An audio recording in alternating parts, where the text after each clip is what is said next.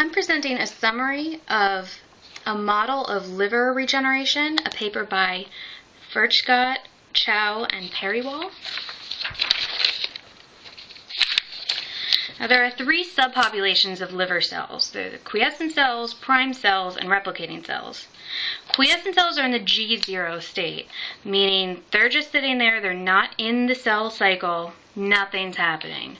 To put it in perspective, about 99.995% of the cells in a healthy liver are going to be in this state.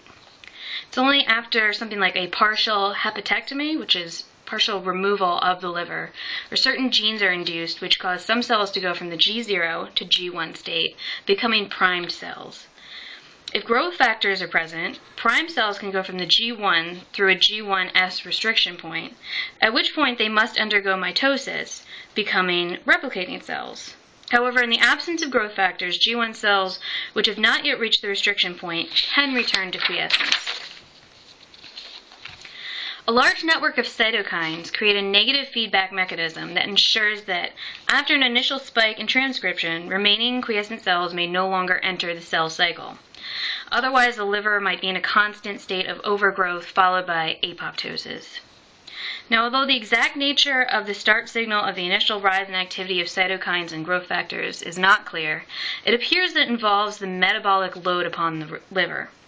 It has been observed that larger partial hepatectomies result in faster regenerative responses. However, it reaches a certain threshold, and if more than 75% of the liver is removed, the result is usually lethal.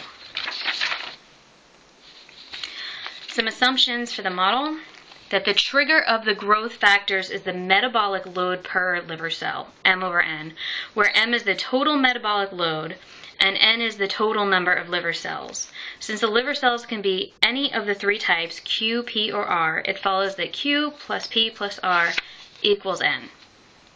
The rates of change of each type of cell follow mass action kinetics. As such, the transition rate between states is proportional to the number of signaling molecules and to the fraction of cells in the state affected by the signal.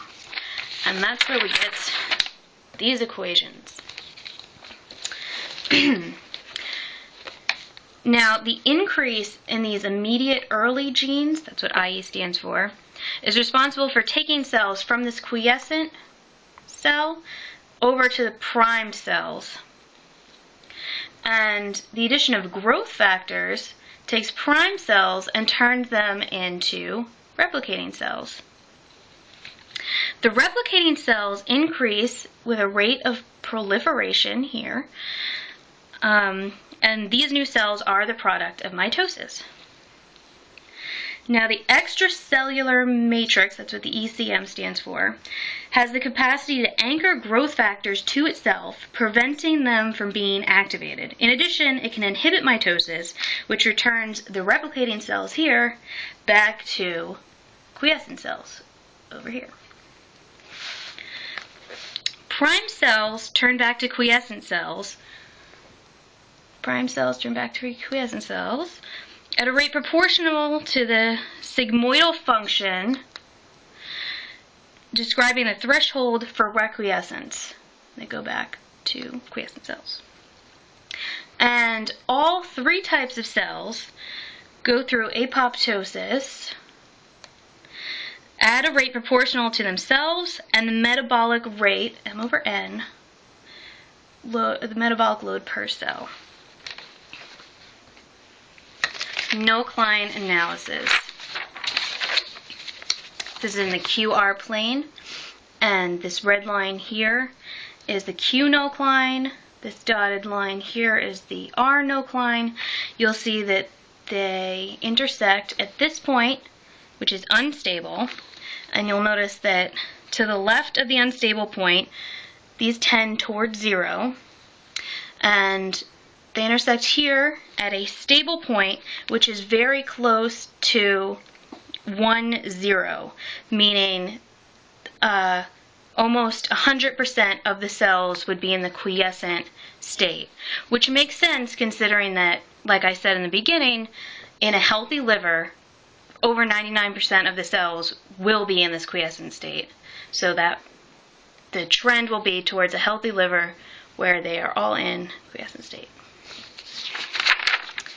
Now remember that M over N is the metabolic load per liver cell, is the signal for the growth factors. So the greater the value of M over N, the more growth factors. And the growth factors are what are responsible for the cell replication. So it follows that the smaller we make N, meaning we've taken more out of the liver, the bigger M over N will be, and the more growth factors, the faster the liver is going to regenerate. And we actually see that here, and that's true up until a point, which is here at about 25% of the liver remaining, and that's where we had said that's actually less than that is lethal. So it's not going to generate more growth, it's going to be deadly.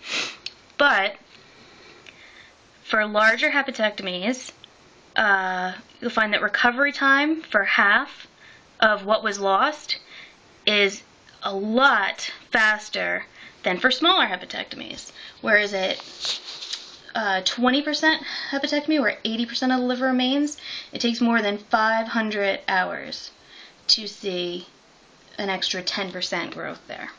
Whereas at about, let's say, 40%, the liver will regain another 30% in about 3 days. So it'll go from 40% to 70% of the liver in 3 days, which is quite a difference. The model also predicts that increasing the metabolic load through increased diet or even perhaps controlled toxification before partial hepatectomy will lead to a faster recovery.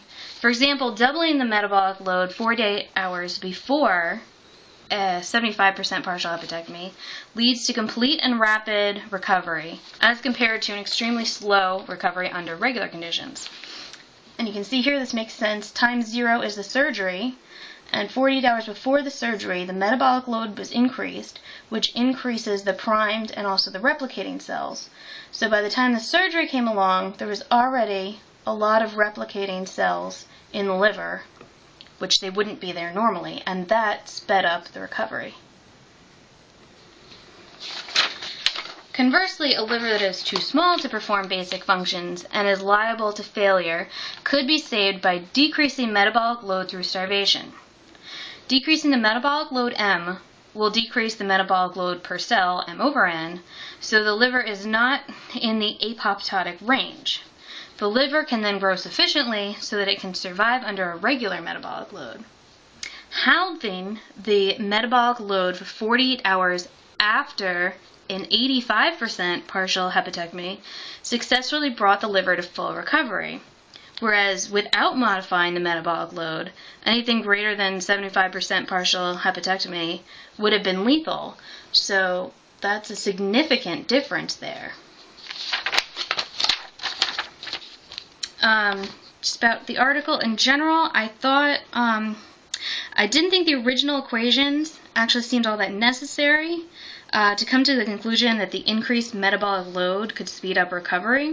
It actually seemed pretty intuitive as long as you believe the initial assumption that M over N is the trigger for growth factors. Because it only lets you do